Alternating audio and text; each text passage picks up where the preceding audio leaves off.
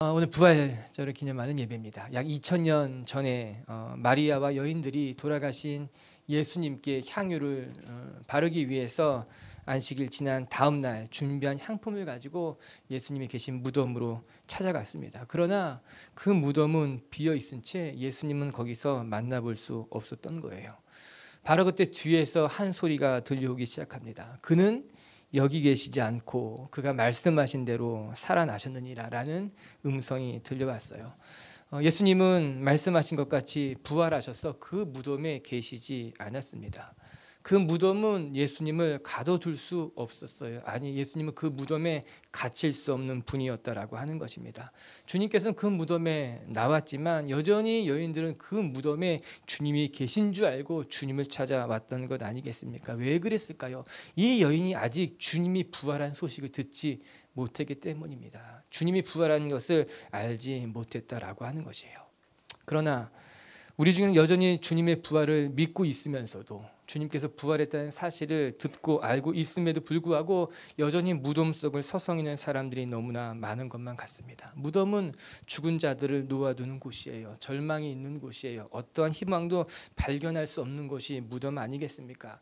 그러나 우리 중에 많은 사람들이 여전히 예수를 믿고 부활을 믿고 있지만 그럼에도 불구하고 절망이 가득한 곳에 서성이고 있는 거예요. 삶에 문제가 생겼다고 해서, 사랑하는 사람들과 헤어졌다고 해서, 아무리 수고하고 노력해도 내 삶에 변화가 보이지 않는다고 해서 믿음이 있지만, 부활을 알고 있지만 절망 속에 낙심하지 살아가는 사람들이 많다라고 하는 것입니다. 여러분, 그것은 어리석은 일이에요. 믿음이 없는 일이에요. 부활의 주님을 믿는다고 하지만 부활의 주님을 붙잡고 있는 모습은 아니라고 하는 거예요. 오늘 주님께서 우리에게 부활하셨다 말씀하고 있는 것 아닙니까? 그리고 우리가 이 부활의 믿음을 가지고 있다면 절망적인 상황이라 하더라도 그 절망 속에 주님을 바라볼 줄 알아야 되는 것 아닙니까? 낙심하는 것이 아니라, 그것 때문에 마음이 상하는 것이 아니라, 오히려 내 몸에 질병이 있다 하더라도, 또 내 삶에 고난이 찾아왔다 하더라도 내가 부활의 주님을 바라보고 있다면 그 절망의 자리에서 그 질병을 붙잡고 일어나는 것이 믿음의 사람들이 마땅히 해야 할 일 아니겠습니까? 7.8기라는 말이 있지 않습니까? 그런 말이 있어요. 요즘 권투가 예전처럼 그렇게 유명한 스포츠가 아니지만 옛날에는 아주 인기 있는 스포츠였어요. 지금으로부터 아마도 한 37년 전쯤인 것 같아요. 이렇게 말하니까는 오래된 사람 같죠? 구형인 것 같아요. 그러나 여러분도 얼추 그 정도는 되지 않았습니까? 홍수환이라는 선수를 아십니까? 알면서 모르는 척. 홍수환이라는 선수가 있었어요. 사전 5기의 어떤 권투의 신화를 만들어낸 사람. 그래도 그 정도 우리가 알고 있습니다. 정말 보는데 한 라운드에 4번이나 넘어지고 또 쓰러지고 계속해서 KO 됐는데 다시 일어나고 다시 일어나서 나중에 그 다음 라운드에 상대방을 KO로 무너뜨렸어요. 그것을 바라보고 정말 사전 5기 4번 넘어졌지만 5번 일어나서 승리했다, 그런 이야기를 하곤 합니다. 지금도 그 그림이 선합니다. 여러분, 우리가 우리의 신앙이 부활을 믿고 있는 신앙이라면, 즉 예수님께서 다시 부활하셔서 우리 곁에 살아계신다면 우리는 쉽게 낙심하지 말아야 될 것입니다. 포기하는 것도 우리에겐 옳지 않습니다. 우리가 부활의 주님을 바라본다면 우리의 삶에 고난과 어려움이 있다 하더라도 그것 때문에 무너지는 것은 아니라고 하는 거예요. 고린도후서 4장 8절부터 10절까지 이런 말씀이 기록되어져 있어요. 같이 한번 읽어보십시다. 우리가 사방으로 우겨쌈을 당하여도 쌓이지 아니하며, 답답한 일은 아니하며, 박해를 받아도 버림받지 아니하며, 거꾸로 뜨림을 당하여도 망하지 아니하고, 우리가 항상 예수의 죽음을 몸에 짊어짐은 예수의 생명이 또한 우리 몸에 나타나게 하려 함이니라. 아멘. 우리가 사방으로 우겨쌈 당할 때도 있어요. 우리가 또한 거꾸로 뛰면 당할 때도 있다라고 하는 거예요. 우리가 또한 박해를 받을 때도 있어요. 또한 답답한 일을 만날 때도 있다라고 하는 거예요. 그러나 우리가 예수의 십자가뿐만 아니라 예수의 생명을, 부활을 몸에 지니고 다니는 사람이라면 여러분, 우겨쌈을 당하여도 쌓이지 않는 거예요. 답답한 일을 만나도 낙심하지 않는 거예요. 박해를 당하도 그것 때문에 버림받지 아니하고, 거꾸로 뛰면 당해도 망하지 않는다는 이 확신이, 이 믿음이 저와 여러분 가운데 있어야 된다라고 하는 거예요. 세상 사람들은 일희일비합니다. 눈에 보이는 것에 따라서 그의 마음이 요동친다라고 하는 거예요. 잠시 좋은 일을 만나면 한없이 기뻐하는 것만 같다가 또 문제를 만나면 쉽게 낙심하게 됩니다. 그러나 부활의 소망을 가지고 살아가는 사람들이라면 눈에 보이는 것 때문에 일희일비해서는 안 된다라고 하는 거예요. 좋은 일이 있다고 해서 또 낙심될 만한 일을 만난다고 해서 그것이 우리의 삶의 전부가 아닐지인데 그것 때문에 요동치는 것은 부활을 믿는 사람들의 모습이 아니라고 하는 거예요. 오늘 우리가 부활을 믿고 그 부활을 따라가는 이 기쁜 날 저희 마음이 세상 사람들처럼 작은 일에 기뻤다 슬펐다 요동치는 것이 아니라 영원한 부활을 바라보고 정말 큰 믿음으로 살아가는 하나님의 사람들이 되길 주님의 이름으로 축복합니다. 오늘 우리가 살펴볼 말씀은 마태복음 17장 변화산 사건이에요. 마태복음 17장의 변화산 사건이라 이야기하는 것은 예수님이 제자를 데리고 산 위로 올라가셨는데 그 산 꼭대기에서 예수님의 모습이 변형되셨어요. 그 무엇보다도 아름다운 모습으로 그 예수님의 모습이 바뀌었던 거죠. 1절과 2절의 모습을 같이 한번 읽어보도록 합시다. 1절 2절 말씀 시작. 엿새 후에 예수께서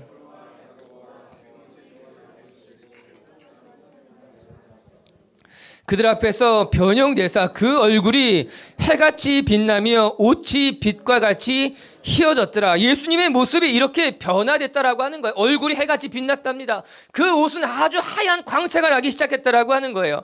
여러분, 이 모습은 예수님이 장차 부활 후에 얻게 될 영광의 모습이었어요. 이 땅에 살아갈 때 그런 모습은 보이지 못했지만 예수님이 십자가를 지시고 난 이후에 부활했을 때 어떤 모습으로 영광을 얻게 될지 앞서 제자들에게 보여줬다라고 하는 거예요. 여러분, 이 변화된 예수님의 모습을 본 제자들의 마음이 어땠을까요? 한없이 감격스러울 것이 분명합니다. 내가 지금까지 따라왔던 그 예수님의 모습이 이런 모습이구나 보았을 때, 여러분, 제자들은 예수님, 나사렛에서 태어난 이 예수가 메시아란 믿음을 가지고 여기까지 쫓아왔어요. 자기의 가진 것을 포기하고 직업도 내려놓고 때로는 가정도 내려놓고 예수님을 따라왔는데 그 예수님의 모습이 이렇게 아름답게 변화된 것이었어요. 아, 그들 마음 가운데 정말 내가 예수님을 따라온 것 잘한 일이었구나.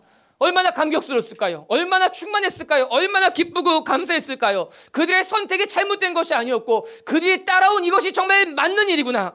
우리 빛의 교회 성도 여러분, 이 부활의 아침 우리가 하나님을 예배하면서 이 제자들이 보았던 그 영광 가운데 그들이 누렸던 기쁨이 저와 여러분 가운데 있어야 된다라고 하는 거예요.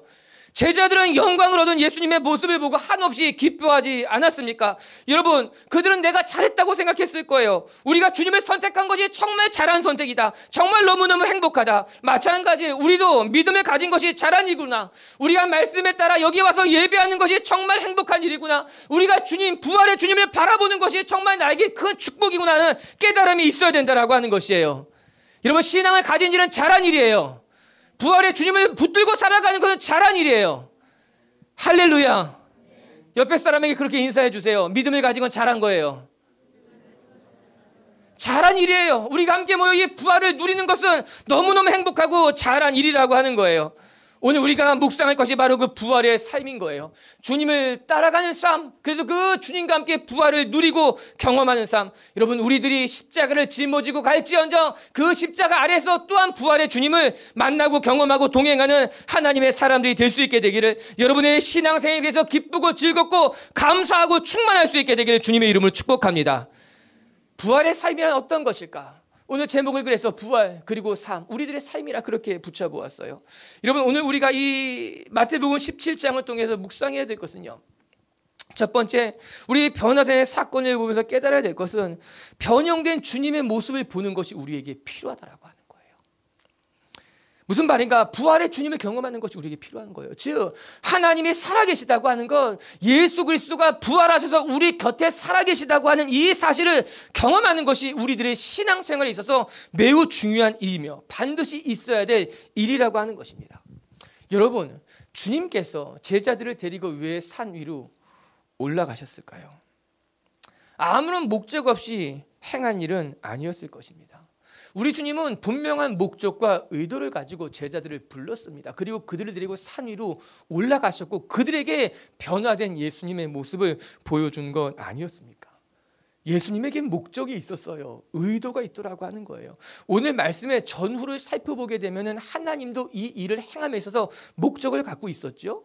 5절을 보게 되면요, 이런 말씀이 나와요. 하나님이 하늘에서 음성을 들려주어 이르되 너희는 그의 말을 듣고 따를 것이다. 즉 하나님께서 이 사건을 통해 제자들에게 하시고 싶었던 말씀이 있었던 겁니다. 목적이 있었다라고 하는 거죠. 그것은 잠시 뒤에 살펴보고 다시 우리가 예수님에게로만 초점을 맞춰본다면, 예수님이 제자들을 산 위로 올라가셔서 그들에게 무엇인가 보여주고 싶었던 거죠. 즉 주님이 이제 이 땅에서 모습뿐만 아니라 부활한 이후에 얻게 될 영광스러운 모습을 제자들에게 보여주고 싶었던 겁니다. 이제 곧 십자가를 지시게 되겠지만 이 십자가의 사건 앞서서 제자들에게 이 십자가의 끝이 멸망이 아니라 오히려 영광스러운 모습이라는 것을 주님이 제자들에게 알려주고 싶었던 거예요. 보여주고 싶었던 거예요. 저는 이것이 매우 놀랍습니다. 주님의 이런 모습이. 왜냐하면 주님은 지금까지 늘 십자가를 이야기했고 포기와 어떤 내려놓음을 이야기했어요. 언제나 주님은 낮아지라고 이야기했어요. 좁은 길을 선택하라고 이야기했어요. 우리가 짊어져야 될 것은 십자가라고 그렇게 한결같이 말씀했더라고 하는 겁니다. 그런데 오늘만큼은 십자가가 좁은 길, 또 낮아질 것을 포기할 것을 이야기하기 전에 주님의 영광스러운 모습을 보여줬다는 겁니다. 여러분, 포기해야만 하고 다 내려놓아야만 하고 좁은 길로 가야만 하는 것, 여러분 그것이 십자가의 길, 우리가 걸어가야 할 길임에 맞습니다. 그러나 만약 우리의 신앙생활이, 우리가 걸어가는 믿음의 길이 무조건 포기만 하고 무조건 낮아지기만 하고 무조건 버리기만 하고 내려놓기만 하고 무조건 좁은 길로만 선택한다면 자칫 잘못하면 우리의 신앙이 자학적인 신앙으로 변질될 수도 있다는 것을 염두에 두어야만 될 것입니다. 여러분, 기독교는요 자학적인 신앙이 아닙니다. 그런 종교가 아닌 거예요. 우리가 주님을 믿고 따르는 것은 중요하지만 그렇다고 해서 우리 자신을 무조건 포기하고 버리고 낮추고 좁은 길로만 선택하는 것, 그것이 전부는 아니라고 하는 거예요. 무슨 말이겠는가? 여러분, 십자가를 져야겠지만 그 십자가 뒤에 영광이 있다는 걸 알아야만 된다는 겁니다. 여러분, 고린도 후서 15장 14절에 바울은 이렇게 고백하고 있죠. 한번 같이 읽어봐요. 시작.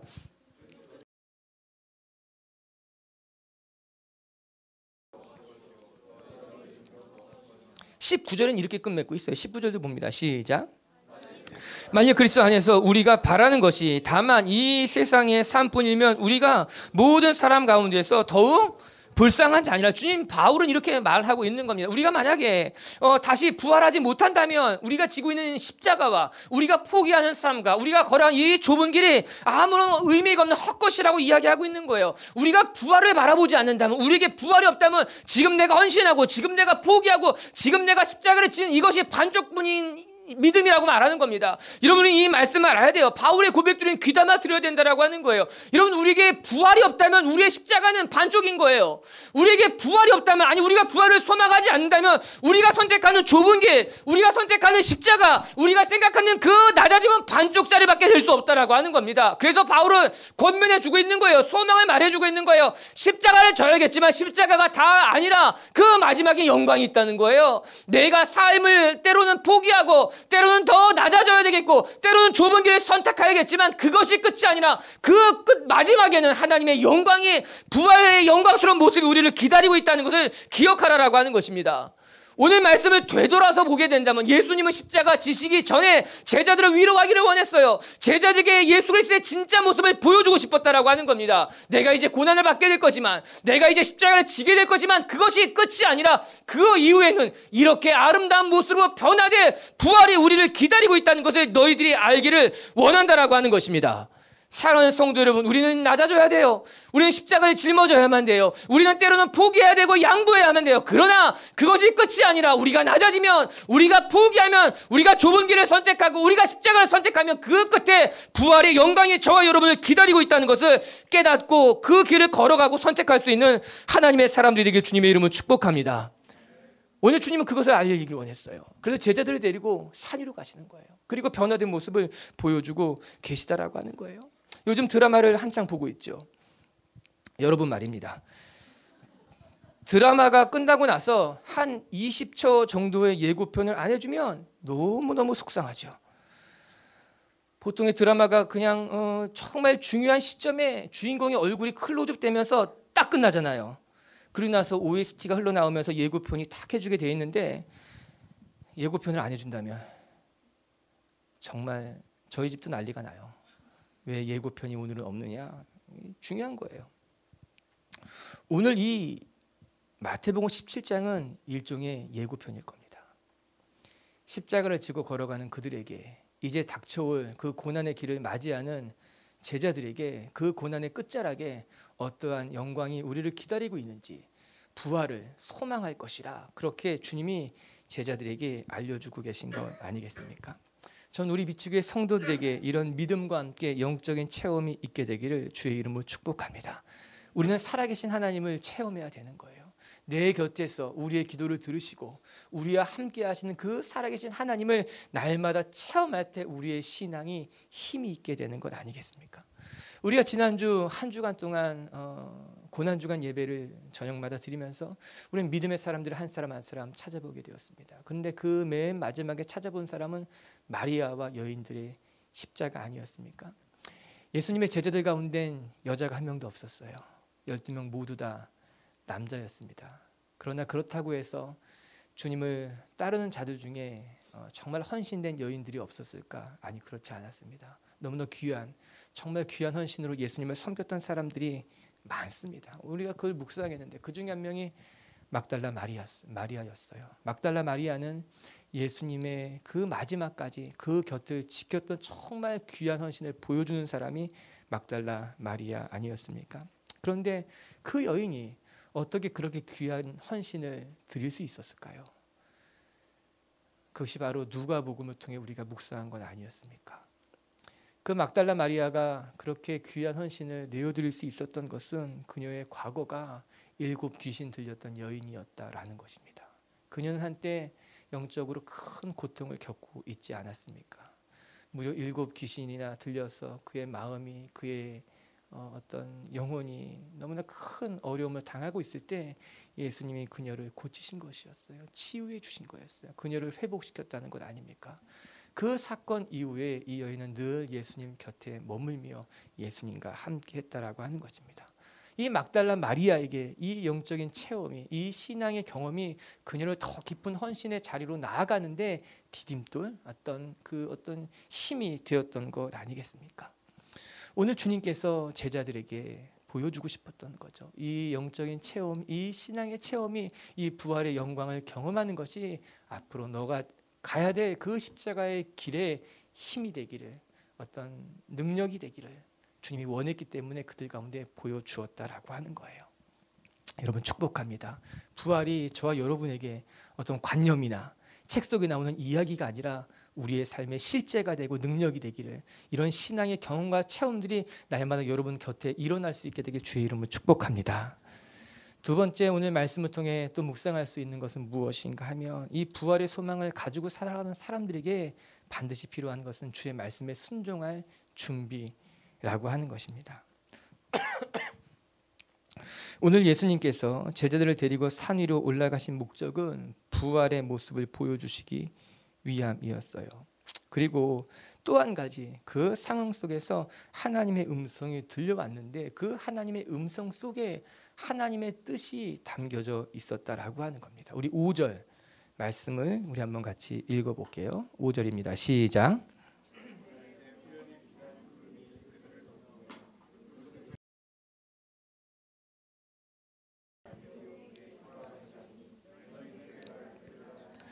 이는 내 사랑하는 자여 내 기뻐하는 자니 너희는 그의 말을 들을지어다. 성경 이렇게 기록하고 있습니다. 이것이 예수 그리스도의 영광된 모습을 보여주시고 하나님께서 제자들에게 하신 말씀이었다는 겁니다. 이 점이 중요합니다. 하나님께서는 제자들이 주님의 길을 따라가기를, 순종하기를 원하셨다는 거예요. 그렇기에 예수님을 변형된 모습으로 보여주시고 나서 그들에게 하나님의 마음의 뜻을, 목적을 말씀에 들려주고 계신 것 아니겠습니까?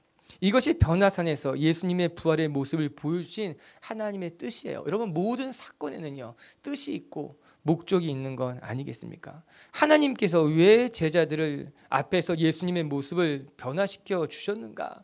여러분, 예수님의 입장에서는 제자들이 영광된 주님의 모습을 보기를 원했다면 하나님께서 제자들에게 말씀하시고자 했던 것은 그 영광된 주님을 보고 너희들이 그 예수의 길을 따라가는 제자들이 될 수 있겠는가라고 하는 것이에요. 여러분, 모든 일에는 목적이 있고 뜻이 있고 이유가 있다라고 하는 것입니다. 여러분, 우리가 하나님에게 은혜를 받을 때, 하나님께서 우리에게 은사를 허락하실 때, 여러분, 우리의 삶이 형통할 때, 하나님이 우리의 삶에 선물을 허락하실 때는 하나님의 뜻이 있어요. 하나님의 계획이 있고 목적이 있다라고 하는 것입니다. 여러분, 그런데 많은 사람들이 그 하나님의 뜻, 목적은 뒤로 한 채 하나님이 주신 것만 누리는데 급급하게 하며 살아가는 사람들이 많다라고 하는 것이에요. 여러분, 부활을 우리에게 허락하신 하나님은 그 부활을 허락하신 뜻이 계시다라고 하는 것이죠. 여러분, 한번 생각해 보시기 바랍니다. 많은 신앙인들이 신앙의 체험을 목적으로 가지고 살아가는 사람들이 있어요. 은사가 목적인 사람들이 있어요. 왜 하나님이 은사를 주시고, 하나님이 왜 우리의 삶을 형통하게 하시고, 하나님이 왜 우리의 삶을 넉넉하게 하시는지가 중요한데 그것을 바라보지 아니하고 그냥 형통이 좋은 거예요.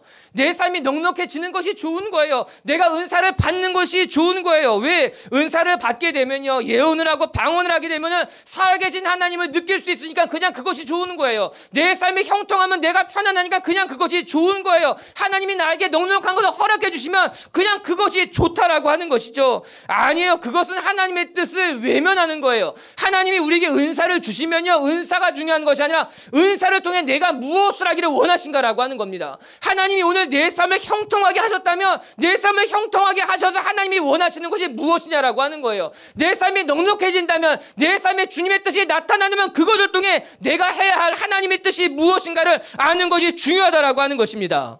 영적인 체험도 중요하지만 왜 그 영적인 체험을 우리 가운데 허락했는가가 중요하겠죠. 오늘 말씀으로 보게 된다면 변화산 사건을 통해서 제자들은 감격하게 됩니다. 아, 내가 예수님을 믿은 것이 잘한 일이구나. 아, 예수님이 정말 메시아라는 것을 깨달았어요. 그것도 중요하지만 한 걸음 더 나아가 필요한 것은 하나님은 그 영광스러운 모습을 보고 너희들도 주님처럼 십자가 길을 걸어갈 수 있겠느냐 묻고 계시다는 겁니다.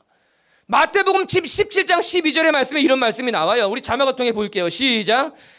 내가 너에게 말하노니 엘리야가 이미 왔으되 사람들이 알지 못하고 임의로 대우하였도다. 인자도 이와 같이 그들에게 고난을 받으리라 하시니, 여러분, 예수님의 고난은 오늘 17장 앞뒤로 나타나게 됩니다.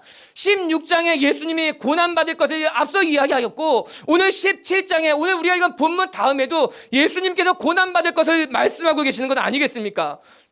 그리고 나서 하나님께서는 그들에게 이야기하는 거예요. 예수님이 고난받을 거다. 십자가를 지게 될 것이다. 그런데 너희들은 그 고난에게 십자가를 따라가는 삶을 살아가야 한다라고 하는 것입니다. 우리의 삶에 은혜가 있다면, 하나님의 여러분의 삶에 넉넉함과 형통함을 준다면, 은사를 주고 재능을 준다면 그 은사 속에, 재능 속에, 넉넉함 가운데 하나님의 뜻을 발견할 수 있는 사람들이 되어야 된다라고 하는 거예요. 두 번째는요, 하나님의 음성이 들렸을 때가 언제냐는 거예요. 이게 또 중요합니다. 여러분, 이 하나님의 음성이 들린 것은 총 2번이에요. 그 음성은 똑같았어요. 과거에도 지금도. 그게 매우 중요해요. 우리 마태복음 3장 17절의 말씀을 한번 찾아볼게요. 자막을 통해 봅니다. 시작. 하늘로부터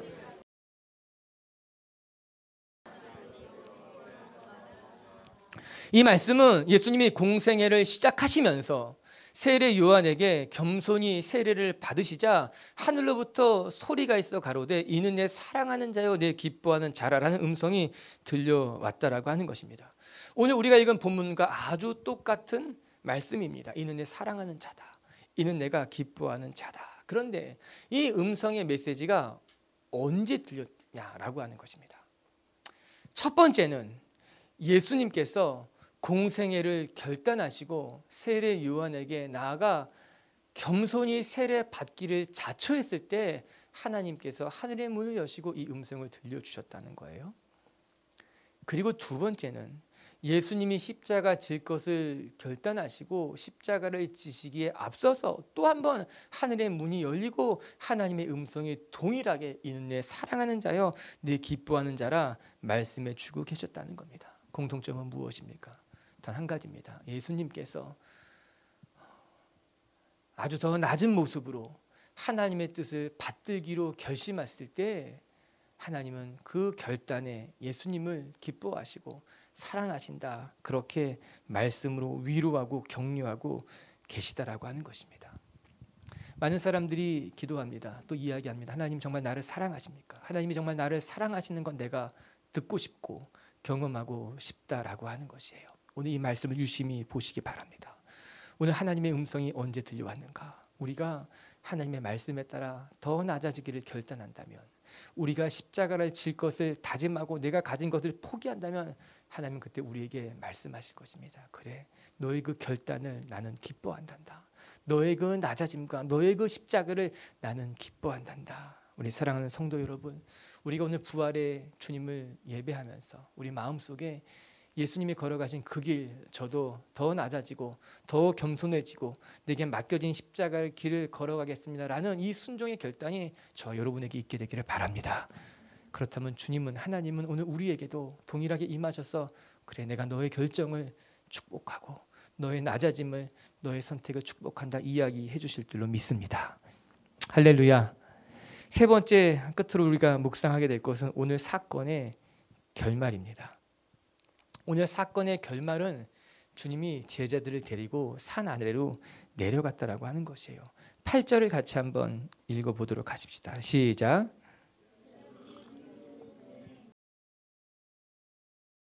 그리고 9절은 이렇게 시작이 돼요. 그들이 산에서 내려올 때 예수님께서 제자들을 다 데리고 다시 산 아래로 내려가셨다. 이 점이 너무너무 중요합니다.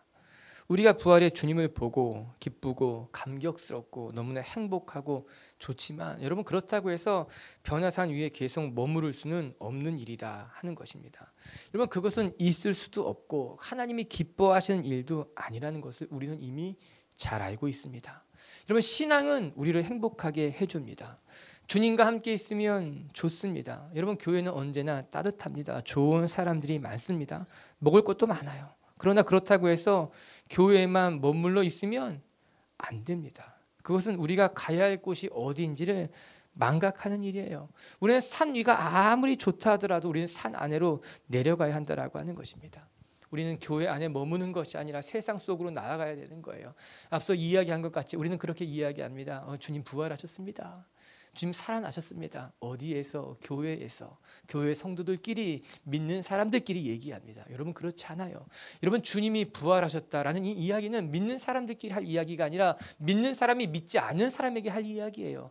하나님이 살아계시다라는 말씀은 우리들끼리 즐기는 말씀이 아니라 믿지 않는 사람들에게, 부활을 알지 못한 이들에게 우리가 전해야 될 메시지라고 하는 것입니다. 우리가 산 위에만 있게 된다면, 우리가 교회 안에만 머물러 있다면 우리는 우리 안에서 부활을 즐기는 것 아니겠습니까? 여러분 기억할 것은요, 여러분 계속해서 산 위에만 머물러 있는다면 우리의 몸과 마음은 한없이 약해질 것입니다. 처음에는 그렇지 않았을지 모르지만 우리는 점점 이기적인 성도들로 바뀌어가게 될 것입니다. 우리는 세상을 무서워해서 교회 안에 머물러 있지만, 아니 그것은 우리를 더 연약하게 만드는 일이에요. 나약해지는 일인 거예요. 아니 우리는 나만 아는 이기적인 신앙인으로 변질될 수밖에 없다라고 하는 것입니다. 여러분 주님은 여기가 좋사오니 여기에 주님을 위해, 모세를 위해, 엘리야를 위해 집을 짓겠다고 말한 제자들을 아주 야박하게, 아니다 짓지 말고 우리 산으로 내려가야 된다고 이야기한 것 아닙니까? 여러분 제자들의 그 이야기, 예수님은 너무 야박한 것처럼 들립니다. 아니 그 제자들의 말 그냥 받아주면 좋았을 텐데, 아니 제자들의 그 응석을 그냥 받아주면 좀 어땠을까 생각이 드는데 아니었어요. 주님은 정확하게 이야기합니다. 아니 여기다가 초가집을 지으면 안 돼. 여기 머무르는 건 좋지 않은 일이야. 여기가 좋지만 다 같이 내려가자고, 산 아래로 내려가야 된다고 이야기한 것 아닙니까? 여러분 우리가 있어야 될 곳이 어디인가? 여기가 좋아요. 우리는 하나님과 함께 예배하는 것이 기쁜 일이에요. 그러나 오늘 우리가 마음껏 예배했다면 우리 내일 세상에 나가서 부활을 증거하는 사람들이 되어야 된다라고 하는 거예요. 우리가 빛의 교회라면 빛을 어디서 발해야 되는가? 어두운 곳에 가서 빛을 밝혀야 된다라고 하는 것이죠. 밝은데 등불은 필요 없어요. 밝은데 등불을 킬 필요가 없어요. 등불은 어두운 데 켜는 거예요. 어두운 곳에 필요하다라고 하는 것입니다. 느헤미야를 생각해 보시기 바랍니다. 느헤미야는요, 바벨론의 고위공직자였어요. 그는 왕 곁에서 왕과 함께 할 만큼 왕의 총애를 한 몸에 받았던 사람이 느헤미야입니다. 하지만 느헤미야는 예루살렘으로 돌아갈 것을 결단하게 됩니다. 예루살렘으로 갈 이유가 없었어요. 예루살렘에 가지 않아도 됐어요. 그는 바벨론에서 마음껏 누릴 수 있었음에도 불구하고 그는 결단합니다. 이스라엘 사람들 다 모아놓고 우리가 이곳에 있지 말고 다시 예루살렘으로 돌아가자고 이야기한 것 아닙니까? 그는 바벨론 땅에서 누릴 수 있는 모든 것을 포기합니다. 왜 이런 어리석은 결정을 한 걸까요?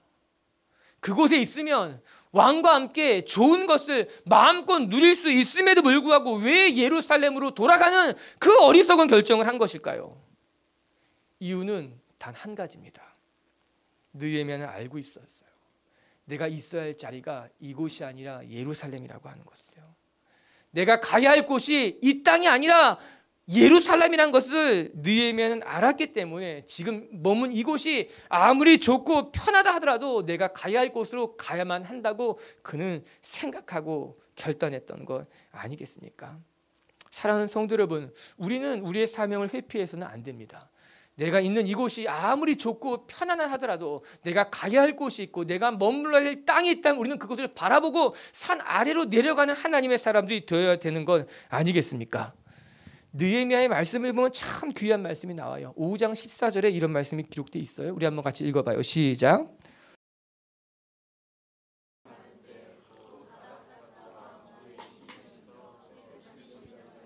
12년 동안은 나와 네 형제들이 총독의 독을 먹지 아니하였느니라. 여러분, 예루살렘 유다의 총독으로 임명받았던 그 순간부터 느헤미야는 공직자로서 누려야 될 녹을, 그러니까 월급이겠죠, 전혀 받지 않았다는 거예요. 여기 와 있는 동안 이것은 내가 해야 할 일이고 내가 머물 땅이기 때문에 내 동족들로부터 거둔 세금으로 내 배를 채우지 않겠다라고 하는 것입니다. 그럼 모든 것을 포기합니다. 내가 먼저 포기하고 내가 먼저 내려놓고 내가 먼저 마땅히 있어야 될 곳에 있는 하나님의 사람이 되겠다고 이야기한 건 아니겠습니까? 그는 솔선수범하는 자기의 사명을 감당할 줄 아는 정말 멋있는 하나님의 사람이었다라고 하는 것입니다. 사랑하는 빛의 교회 성도 여러분, 우리가 있어야 할 곳은 산 위가 아니라 산 아래입니다. 믿는 사람들끼리 모여서 즐겁게 행복하게 그렇게 살아가는 것보다 더 중요한 것은 우리가 이곳에 모여서 함께 예배했다면 이제 또한 세상에 나가서 살아계신 하나님을, 부활하신 예수 그리스도를 선포하는 사람들이 되어야 된다라고 하는 것이죠. 할렐루야. 우리 옆에 분에게 다시 한번 인사하십시다. 예수님이 부활하셨습니다. 이것은 인사가 아니라 연습입니다. 우리가 내일 세상에 나가서 직장에서 일터에서 또 내가 만나는 사람들에게 정말 주님 부활했습니다 말할 수 있는 믿음이, 용기가 우리에게 있기를 바랍니다. 숨어서 예수를 믿는 사람들이 아니라 살아계신 하나님 앞에 주님이 부활하셨다고, 주님 내 곁에 지금 살아계시다고 그렇게 선포할 줄 아는 하나님의 백성들이 된다면 우리는 더 강한 심령을 가진 사람으로, 더 단단하여 요동하지 않는 사람으로 그렇게 다시 거듭 태어나게 될 줄로 믿습니다.